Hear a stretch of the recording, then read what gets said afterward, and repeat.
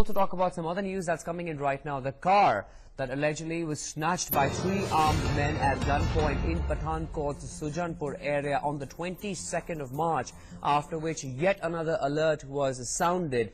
That car has been found near a village in Gurdaspur. The 3 men are still absconding. So the car has been found abandoned in Gurdaspur. This was a stolen Ford Fiesta from Pathankote region, very similar to what had happened in the month of January early this year. We saw how an SP's car was taken at gunpoint literally, and then we saw the terror attack on the Pathankote Air Force Base. But now we are learning that that car that had been snatched away at the gunpoint by these 3 armed men in Pathankote's Sujanpur area on the 22nd, that car, which was a Ford Fiesta, has now been found near a village in Gurdaspur. But for the security agencies, the worry is that those 3 men who abducted this car, who hijacked this car, those 3 men are still absconding. My colleague Meghna with further inputs on this news development. Meghna.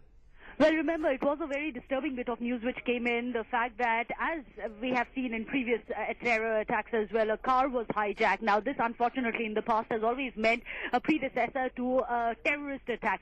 Thankfully, this time around, the car has been recovered. However, the Ford Fiesta, remember, which was abducted, which was carjacked, however, has now been recovered. The 3 men, who are the people who had apparently stolen it at gunpoint, however, are still missing. We are still waiting for more inputs as to where Isn't that the worrying part, Meghna, because those 3 men who actually hijacked this particular car, stole this particular car at gunpoint, those 3 men are still missing. No information of where they could be right now.